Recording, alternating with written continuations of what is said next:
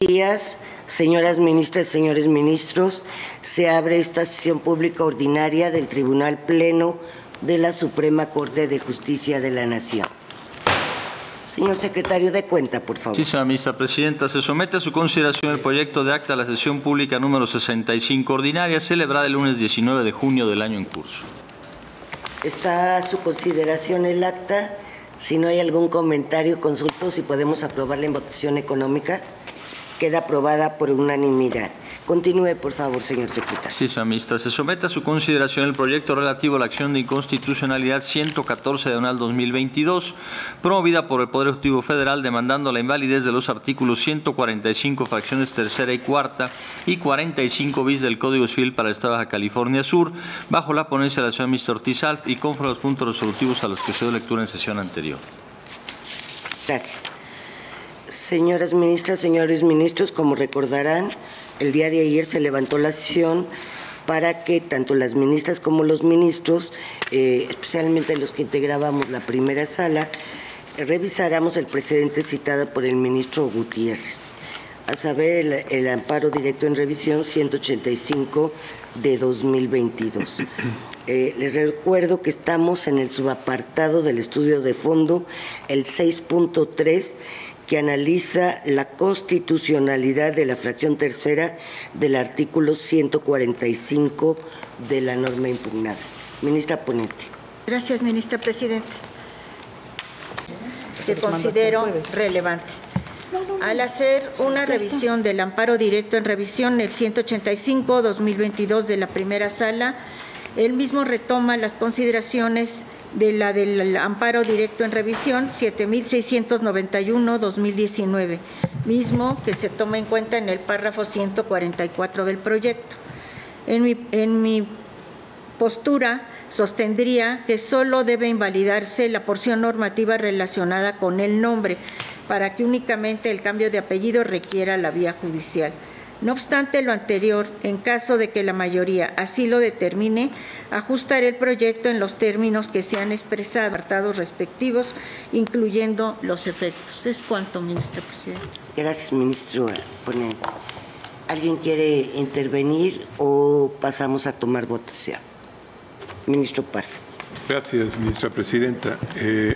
Yo en este punto, y agradeciendo mucho la buena disposición de la ministra ponente para modificar la propuesta, mi posición sería votar por la validez de la fracción tercera de la propuesta de hacer diferencia entre el nombre o los apellidos cuando se solicite el cambio. Para mí, tanto nombre como apellidos, pues componen lo que legalmente conocemos como el nombre de una persona, y creo que en este caso la hipótesis que regula este precepto, que es adecuar el nombre a la realidad social, y que incluso el interesado tiene la carga de demostrar algunos elementos para poder acreditar esa adecuación a la realidad social, me parece que la vía judicial, que es lo que se impugna en este caso, resulta adecuada y necesaria para el efecto. Yo, por ese motivo, en este punto, estaría por la validez de la fracción tercera en su integridad. Gracias, ministra presidenta. Ministro Aguilar. También en términos semejantes a los que acaba de expresar el ministro Pardo, yo estoy de acuerdo en que el sistema judicial puede ser o debe ser la vía idónea, porque son circunstancias que pueden probarse o demostrarse. Y no importa, desde luego, se trata del nombre como tal, nombre propio o los apellidos. Ahí no yo haría tampoco distinción. La única duda que me queda es realmente si pudiera ser que se trata del objetivo de demostrar que se trata de un problema de la realidad social, de una circunstancia de la realidad social a la que está sometida esa persona y sus nombres. Es que se lleve a cabo mediante la prueba de que lo ha usado invariable y constantemente en su vida social y jurídica. No sé si esas condiciones son las únicas por las que se pudiera encontrar la solución al ajuste a la realidad social.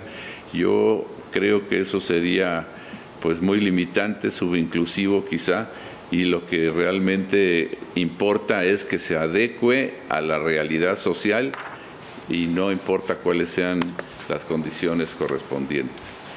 En tal sentido, entonces, yo estoy por la validez de la fracción tercera, en cuanto que no hacer distinción entre nombre y apellidos, en que sea un procedimiento judicial, pero yo estaría en su caso por la invalidez solo de la porción que dice que lo ha usado invariable y constantemente en otras circunstancias social y jurídicas.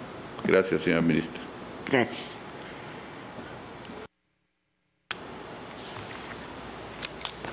Ministro Gutiérrez. Gracias, ministra presidenta. Bueno, nuevamente coincido con lo que acaba de decir el ministro Aguilar. El precedente justo, lo que tiene como materia la litis es precisamente lo inclusivo de esa porción normativa que está aquí en la fracción tercera, en suplencia de la queja. Yo también estaría por invalidar la porción normativa que dice cuando el interesado demuestre que ha usado invariable y constantemente otro diverso en su vida social y jurídica al que aparece en su acta de nacimiento, en congruencia como he votado en sala. En cuanto a separar nombre y apellido, yo tampoco estaría de acuerdo con eso y votaría por la validez del resto del texto del 145, fracción tercera. Ministro Lainez. Brevemente, yo también, para sumarme a la postura que ha señalado el ministro Luis María Aguilar y que también, después de haber visto el precedente de primera sala, yo también estaría de acuerdo con lo con la validez de que efectivamente es un procedimiento jurisdiccional, pero esa condicionante me parece a mí en suplencia, está impugnado en la fracción, si podemos como tribuna constitucional, pronunciarlo sobre la constitucionalidad de esa parte. Gracias. ¿Alguien más? Ministra Rivera. Gracias, vicepresidenta. Como adelanté ayer, yo estoy por la validez de todo el precepto.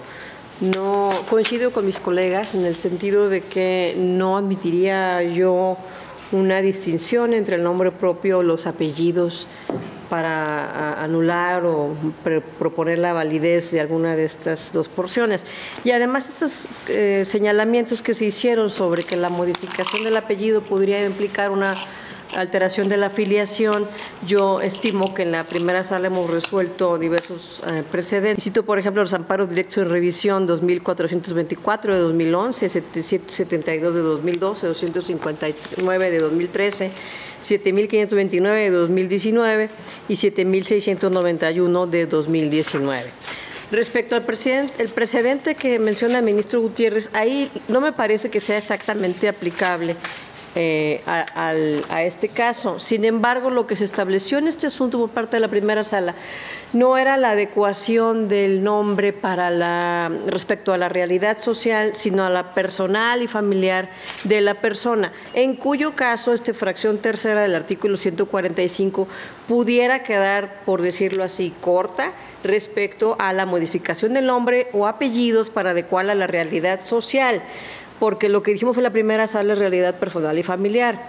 No creo que necesariamente esto signifique una invalidez del precepto, quizá ni siquiera de la parte social, porque además es un procedimiento, esta es una acción de control abstracto, en cuyo caso, de todas maneras, para efectos de la litis efectivamente planteada, que es la vía, si es administrativa jurisdiccional, implica, y aquí reiteraría yo mi participación de ayer, implicaría un procedimiento probatorio, aunque sea mínimo o laxo. En ese sentido, dado que lo que se está señalando en la norma es que haya una intervención judicial, que sea la autoridad judicial la que determine, yo no encuentro razones para alterar la vía ni para dividir el precepto si es nombre o apellido, porque pues el nombre es todo.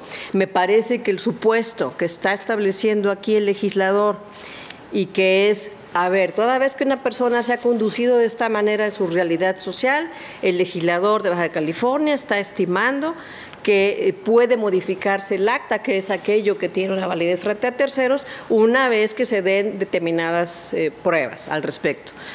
Porque, pues, en corto, lo decía el ministro Pérez Rayán ayer, en corto cualquier persona puede conducirse como sea feliz, llamándose ya una cuestión de modificar un acta. Pues me parece que el legislador tiene libertad configurativa de cómo y en qué casos lo va a llevar a cabo. Así que en ese sentido, el supuesto que establece me parece que no resulta inconstitucional, y yo por estas razones estoy por la validez de la norma. Gracias, ministra. Ministro Pérez Dayán. Gracias, señora ministra Presidente. A lo largo de esta discusión he podido constatar algunas circunstancias que me hacen modificar mi posicionamiento original. A partir de la nueva propuesta, con el interés de distinguir nombre propio y apellidos buscando una doble vía, coincido entonces finalmente, como lo ha expresado la señora ministra Ríos Farjat, coincido en la validez de esta disposición. Es cierto que existen precedentes de la primera sala que han juzgado disposiciones similares a estas como subinclusivas. Lo importante es reconocer antes que nada que se está en una de las vertientes del derecho civil, que es la materia familiar. El juez no se limita al texto de la disposición legal estrictamente. Pero tal vez no lo recuerde bien, pero creo que no se declaró la inconstitucionalidad del precepto, sino se propuso una interpretación en ese sentido. Es correcto. Además de que allá estábamos frente a un juicio de amparo y aquí estamos frente a una acción de inconstitucionalidad. Entonces, yo por ese motivo, sin desconocer lo que se resolvió en el precedente de la primera sala, me parece que en este caso la invalidez de la norma, como está planteado, parte de la base de la vía que se utiliza para su procedencia. Ya las particularidades de los casos concretos, pues desde luego que en los amparos que se lleguen a promover tendrán que analizarse, pero me parece que en principio el artículo analizado desde el control abstracto, desde mi punto de vista, no tendría causa para invalidarse. Gracias, ministra Presidenta. Ministro Gutiérrez. Gracias, ministra Presidenta. Solamente para aclarar, efectivamente, en ese amparo pasó una cosa curiosa. Se le había negado por juez de distrito aplicando una jurisprudencia de la primera sala que establece que el cambio de apellido es un derecho humano. Pero en esa jurisprudencia se establecía precisamente el requisito de que tenía que demostrar que se hubiera usado de manera invariable.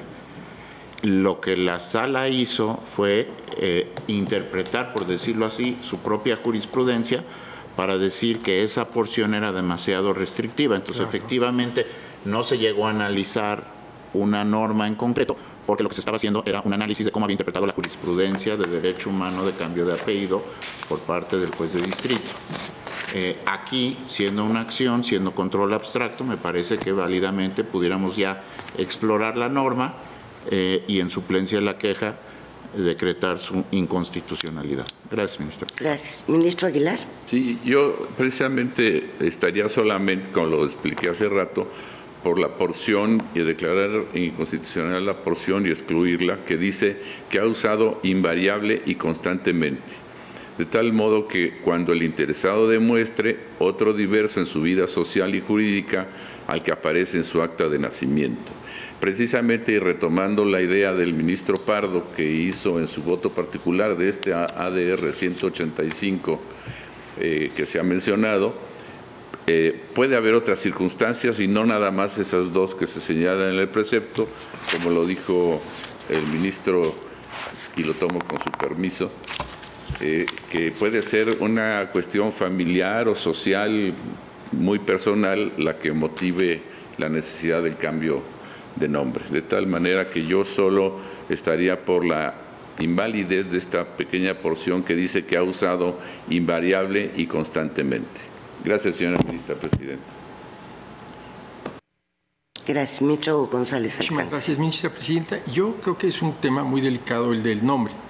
Y considerar que una persona que solicita el cambio del nombre tenga que justificar que se ubica en ciertos supuestos me parece una exageración, porque no siempre se puede ajustar a su realidad social. Es contrario al derecho al nombre, es contrario al derecho a la identidad propia. Porque creo que, como dice el ministro González Alcántara, es un tema muy delicado y muy interesante. Me quedo reflexionando sobre si la fracción tercera es limitativa en cuanto a permitir la modificación del nombre propio o apellidos para adecuar una realidad social, siempre que el interesado demuestre que se ha usado invariable y constantemente. Me parece que, insisto, para control abstracto, no tendría elementos para imaginar una serie de supuestos que pudieran configurar alguna excepción de la norma. Me parece que el legislador lo que está procurando aquí es evitar que alguna persona solicite un cambio un día, otro, porque creo que está en ese sentido protegiendo la seguridad jurídica y estableciendo bajo estos supuestos permitiríamos un cambio en el acta, que el acta justamente se refiere ya a la en relación con la defensa de ese nombre frente a terceros.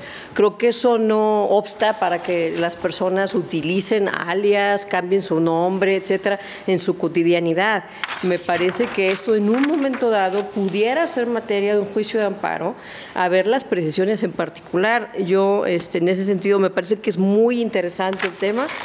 Coincido con el ministro González Alcántara sobre esto, pero yo estimo que para acción de inconstitucionalidad la norma es constitucional. Gracias, ministro. Gracias. ¿Alguien más? Tome votación, por favor. Sí, señora ministra presidenta. Señor ministro Gutiérrez Ortiz Mena. Por la invalidez únicamente la porción normativa cuando el interesado demuestre que ha usado invariable y constantemente otro diverso en su vida social y jurídica al que aparece en su acta de nacimiento. Señor ministro González Alcántara. Por el proyecto modificado y por reconocer la validez de la totalidad del artículo 145, fracción tercera, y me reservo un voto concurrente. Señora ministra Esquivel Moza. Con la propuesta que hace la ministra ponente, únicamente por la invalidez de la porción normativa nombre propio. Señor ministro Ortiz Alfa. Sostengo la propuesta, el proyecto modificado, y agregaría también como causa de validez el que invariablemente la parte correspondiente a que invariablemente y constantemente se haya ese requisito como causa para sostener la invalidez. ¿Invalidez? Invalidez, no, invalidez, sí, invalidez. La misma porción que el ministro Sí, Gutiérrez Ortiz en Mena. el mismo sentido que el ministro Luis María y que el ministro Alfredo Gutiérrez Ortiz Mena. Y Javier Lainez también, ¿no? Sí. Señor ministro Aguilar Morales. Sí, igual en los mismos términos que ya narró específicamente el ministro Gutiérrez Ortiz Mena, por la validez en general de la fracción tercera, excepto en esa porción que es después de social, que dice cuando el interesado demuestre tales circunstancias. Completa toda la parte final. Sí, perdón, señora ministra, sí había yo sugerido que solamente una porción más breve, pero creo que es mejor de una vez toda esa porción final.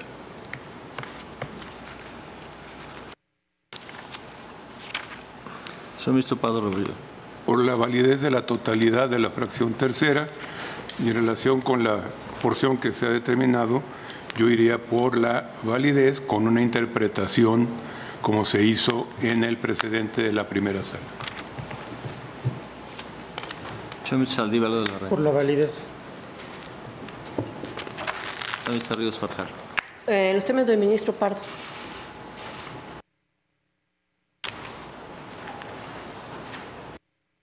Señor ministro Lainez Potisek. Exactamente en los términos del ministro Alfredo Gutiérrez Ortiz Mena.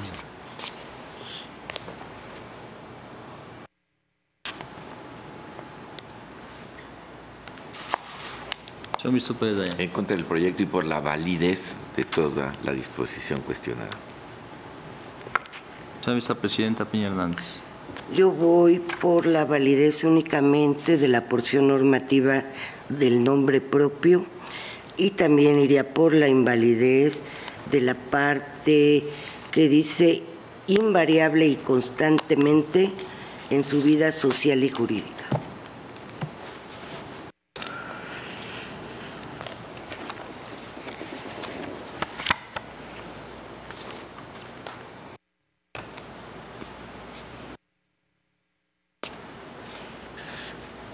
Señora vicepresidenta, me permito informarle, existe a favor de la propuesta consistente en declarar la invalidez de la porción normativa nombre propio, únicamente 4 votos, del señor ministro González Alcántara Carrancá, la señora ministra Esquivel Moza, la señora ministra Ortiz Alf y la señora vicepresidenta Piña Hernández.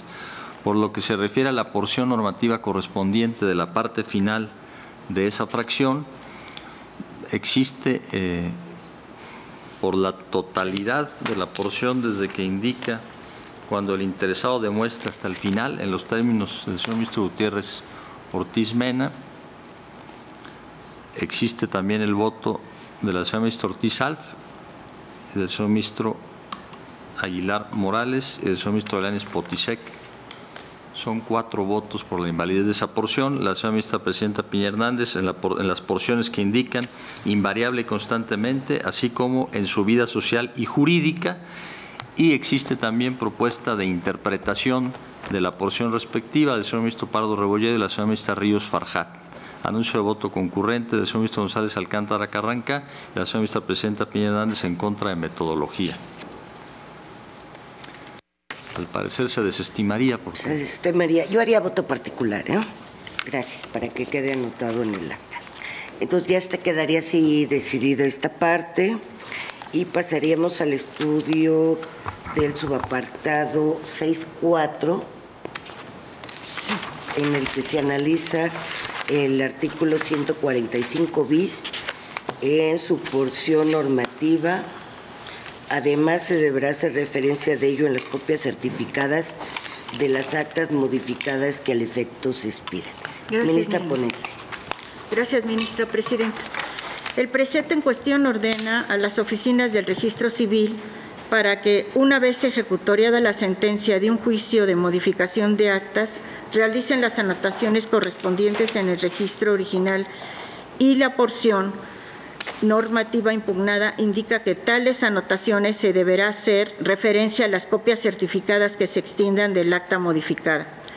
Ahora bien, en el proyecto se aclara que esta norma no solamente regula el cambio del nombre o de apellidos que se analizó en los apartados anteriores, sino que es aplicable a cualquier modificación de acta registral. También se indica que en general el Congreso Estatal se ha preocupado por resguardar la privacidad de las personas. Por ejemplo, expresamente prohibió hacer referencia al acta original cuando hubo un procedimiento para la expedición de acta nueva para el reconocimiento de identidad de género. En la misma línea, en el artículo analizado en este apartado, el Poder Legislativo previó el derecho de oposición para las personas que no deseen que aparezcan tales anotaciones en las copias certificadas que se lleguen a expedir, por lo que no existe una vulneración al derecho a la privacidad, en tanto que basta la indicación expresa de la parte interesada para que las referencias a la modificación del acta queden sin ser expuestas. Por ello, se propone reconocer la validez de la porción normativa impugnada. ¿Es cuanto, ministro presidente? ¿Alguien tiene algún comentario?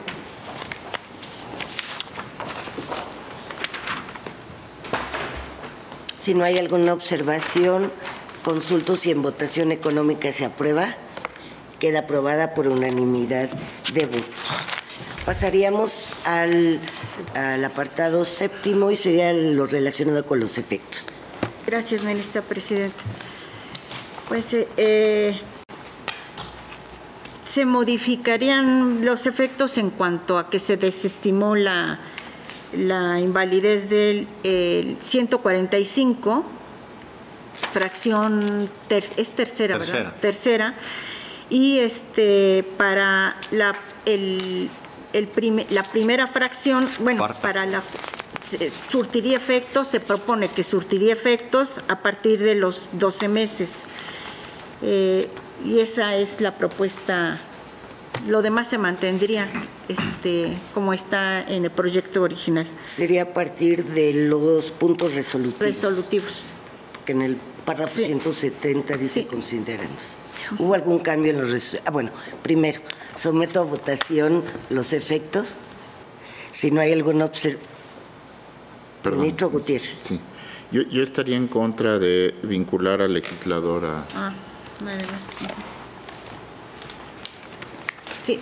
Legislar. Yo también, presidente. Tome votación, por favor. Sí, señor ministro Gutiérrez Ortiz. En general, a favor de los efectos, salvo vincular al legislador a legislar. Señor ministro González Alcántara. El mismo sentido. Señor ministro Esquivel Moza. A favor de los efectos. Señor ministro Ortiz Alfa. Con el proyecto. Señor ministro Aguilar A Morales. favor del proyecto. Señor ministro Pardo Rebolledo. A favor de los efectos, salvo por lo que hace a la vinculación al legislativo.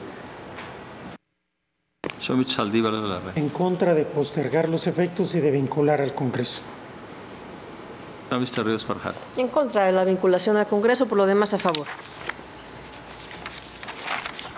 Señor ministro En los Benítez. mismos términos. Señor ministro Pérez de Llano. Igual. Señora ministra presidenta Piña Hernández. En contra de postergar efectos y vincular al Congreso. La presidenta, me permito informarle que existe una mayoría de 9 votos a favor de la propuesta de postergación de efectos y únicamente 3 votos a favor de la vinculación, 8 votos en contra. Se suprimiría La la vinculación. vinculación. Ministro Luis María. Yo pido, si no tienen inconvenientes, señorías, yo unirme a la mayoría. En este caso me parece que es razonable la postura de la mayoría.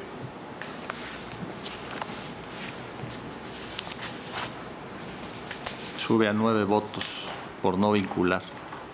A 10, ¿no, señor secretario? La señora ministra Esquivel Moza y la señora ministra Ortiz Alfa sí. votaron Las a dos favor de la ministras vinculación. votaron a favor. Gracias. Quedaría decidido en estos términos el apartado de efectos. ¿Hubo algún cambio en los resolutivos? Sí, señora ministra presidenta, se agrega un resolutivo segundo para plasmar la desestimación respecto a la fracción tercera del artículo 145. El segundo pasa a tercero, el tercero pasa a cuarto en declaración de invalidez y se suprime la invalidez de la fracción tercera. El cuarto pasa a quinto y se suprime la vinculación al Congreso, solamente se posterga la declaración de invalidez. ¿Están de acuerdo con los resolutivos? ¿Los podemos aprobar en votación económica? Quedan aprobados por unanimidad de votos y decidido en definitiva este asunto. Continúe, por favor, señor. Sí, señora ministra presidenta. Se somete a su consideración el proyecto relativo a la acción de inconstitucionalidad 188/2020, promovida por la Comisión Nacional de los Derechos Humanos, demandando la invalidez del artículo 452 del Código Penal para el Estado de Nuevo León, bajo la ponencia de la señora ministra Ríos Farjat y conforme a los puntos resolutivos que proponen. Primero, es procedente y fundada la presente acción de inconstitucionalidad.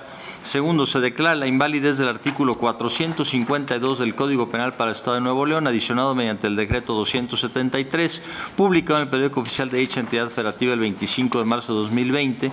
Tercero, la declaración de invalidez decretada en este fallo surtirá sus efectos retroactivos al 26 de marzo de 2020 a partir de la notificación de estos puntos resolutivos al Congreso del Estado de Nuevo León. Y cuarto, publíquese esta resolución en el Diario Oficial de la Federación, el periódico oficial del Estado de Nuevo León, así como el Semanario Judicial de la Federación y su Gaceta. Gracias. Someto a su consideración los apartados de competencia, oportunidad, legitimación y causas de improcedencia y sobreseimiento. Si nadie quiere hacer uso de la palabra, consulto si lo podemos aprobar en votación económica. Quedan aprobados estos apartados por unanimidad. Pasaríamos al apartado quinto, que corresponde al estudio de fondo. Se subdivide en 2 apartados: parámetro de regularidad constitucional sobre el principio de mínima intervención del derecho penal y análisis del artículo 452 del Código Penal para el Estado de Nuevo León. ¿Podría ser, ministra ponente, tan amable de hacernos una presentación integral? Y con mucho gusto, ministra presidenta. En el considerando quinto, que va de las páginas 20 a las 57, se propone declarar fundado el concepto de invalidez de la comisión accionante, en el que alega la inconstitucionalidad del artículo 452 del Código Penal para el Estado de Nuevo León, al considerar que vulnera el principio de mínima intervención. En el artículo impugnado, el Poder Legislativo de Nuevo León estableció un tipo penal que sanciona, por una parte, a los integrantes de una institución educativa por la omisión de informar en sus documentos o en su publicidad que los estudios impartidos no cuentan con el reconocimiento de validez oficial de estudios, lo que se conoce como el REVOE, y por otra, a los servidores que no cumplan con su obligación de gestionar las sanciones administrativas en contra de las instituciones que incurran en dicha omisión y hacer del conocimiento de las autoridades competentes esta circunstancia. Bien, para su análisis, el estudio de fondo se divide en dos temas.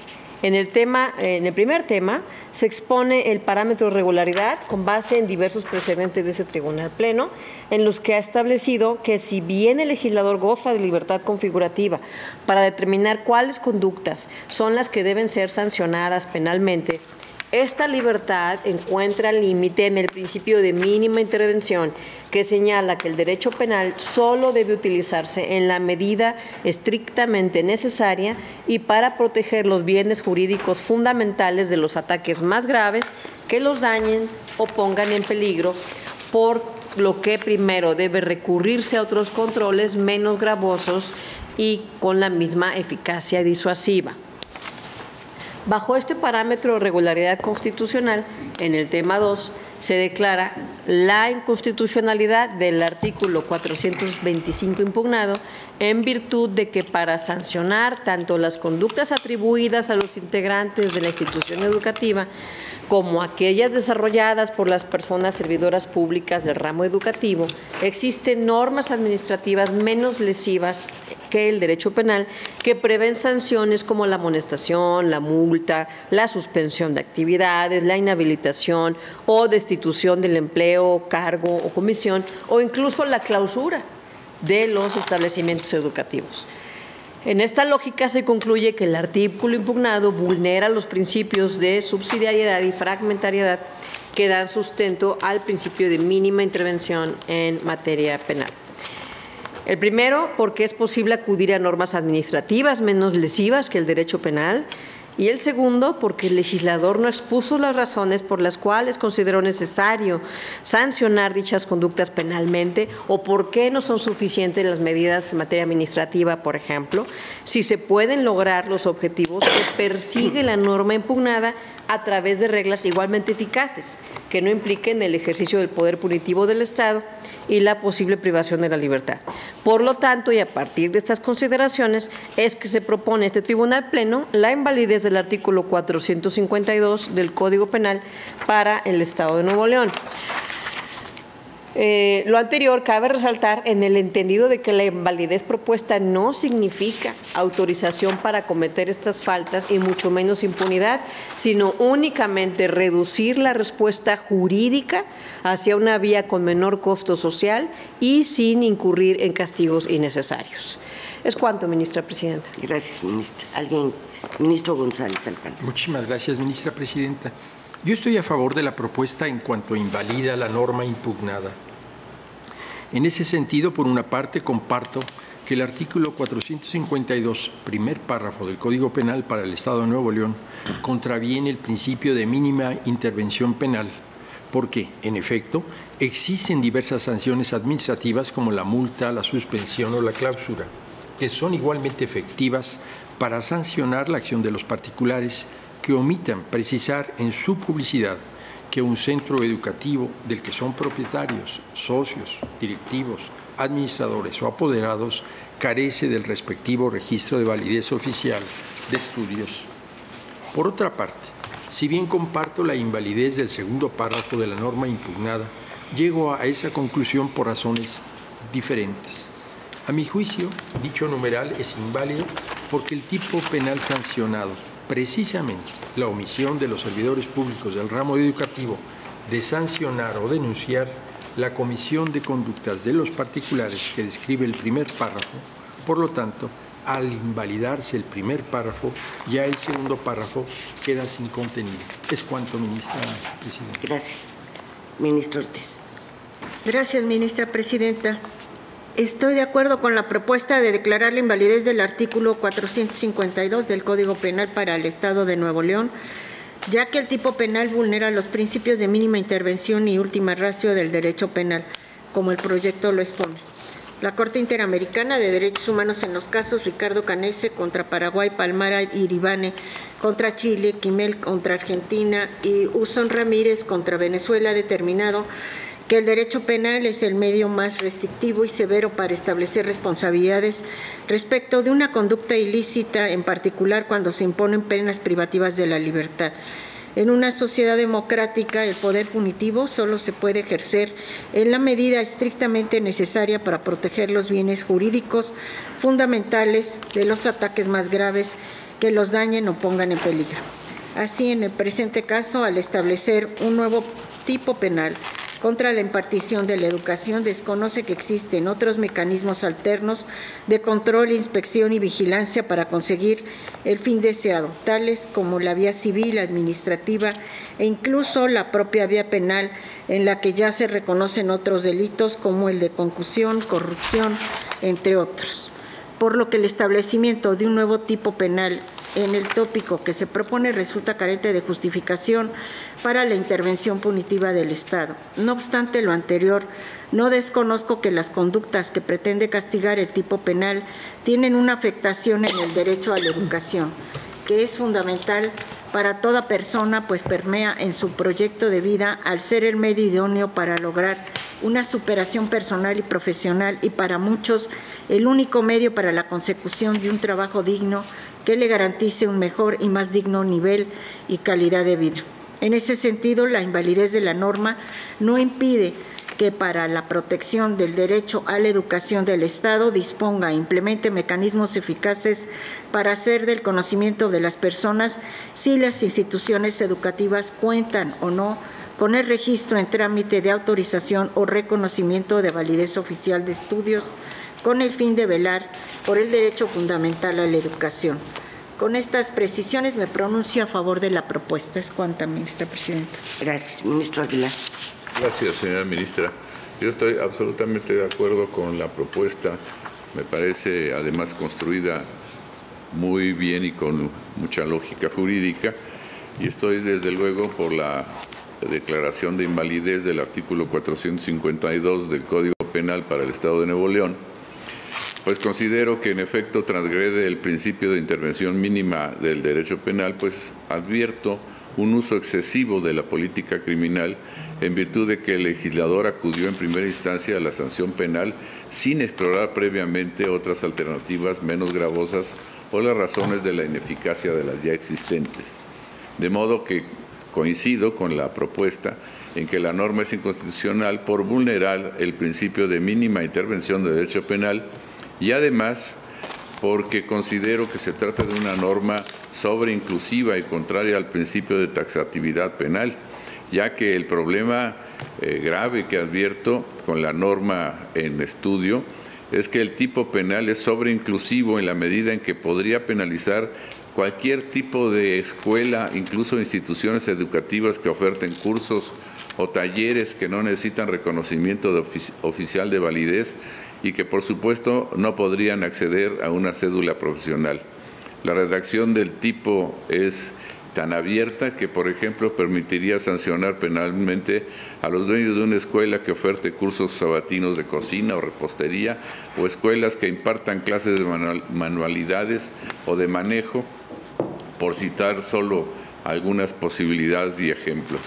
Incluso el segundo párrafo del artículo impugnado yo considero que también es inconstitucional, pues contiene los mismos vicios de validez y guarda una dependencia normativa con el primer párrafo, ya que en este segundo párrafo se sanciona penalmente al servidor público cuyas omisiones permitan o avalen el funcionamiento de estas instituciones educativas. Por lo anterior, yo estoy a favor del proyecto, pero también por la invalidez de todo el artículo 452 del Código Penal para el Estado de Nuevo León.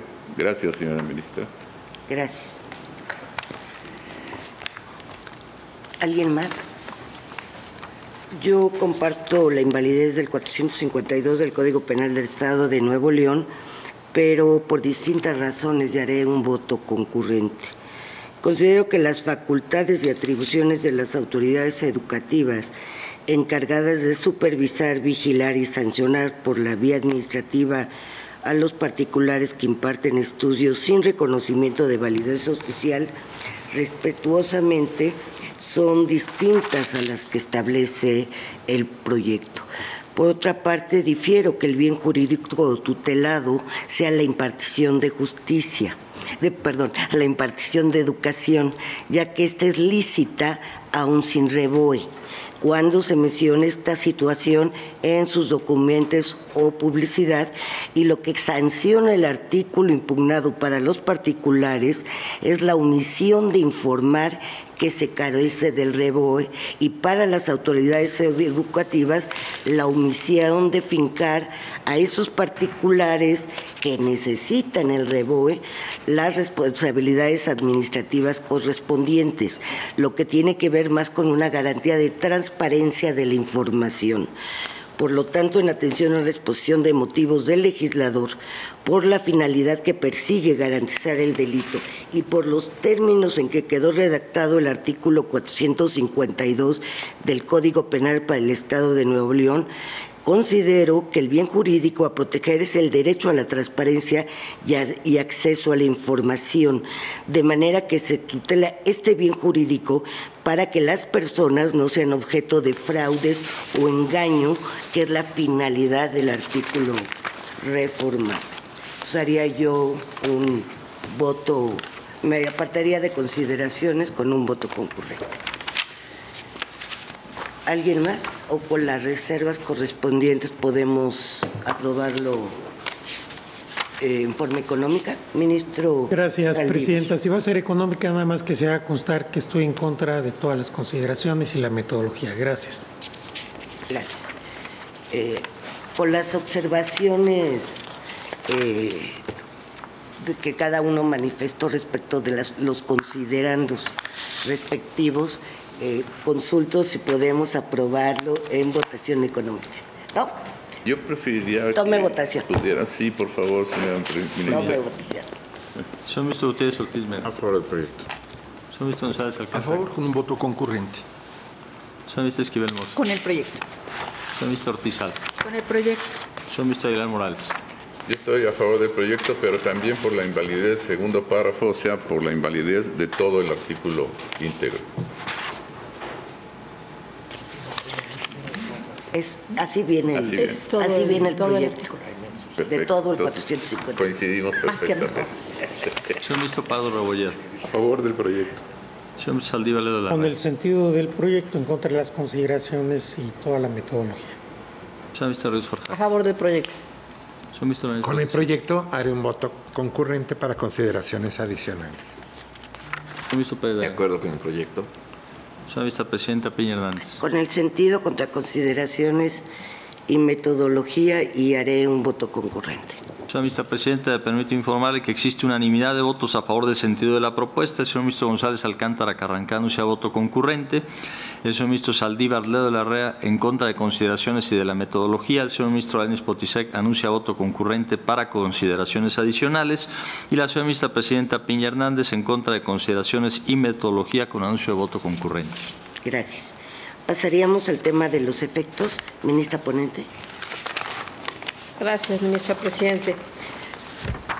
Bueno, se propone que la declaratoria de invalidez de este artículo surta efectos a partir de la notificación de los puntos resolutivos al Congreso de Nuevo León y que tendrá efectos retroactivos en beneficio de las personas a las que se les haya aplicado el precepto impugnado a partir del 26 de marzo de 2020 y que para su eficaz cumplimiento se notifica al Tribunal Superior de Justicia esta resolución, al Tribunal Superior de Justicia del Estado de Nuevo León, a los tribunales colegiados y unitarios en materia penal del Cuarto Circuito, a los juzgados de distrito, la misma materia, así como a los tribunales colegiados de apelación y así como a la Fiscalía General de Justicia del Estado de Nuevo León. ¿Es cuánto, presidente? Gracias. ¿Alguien tiene alguna observación para los efectos? ¿Podemos tomar votación económica? ¿Está de acuerdo, ministro Luis María? Sí, estoy de acuerdo, señora ministra presidenta. Queda aprobado por unanimidad de votos. Gracias por la atención, señora ministra. ¿Hubo algún cambio en los resolutivos? Ninguno, señora ministra presidenta. ¿Los podemos aprobar en votación económica? Quedan aprobados en esos términos por unanimidad de votos y decidido en definitiva este asunto.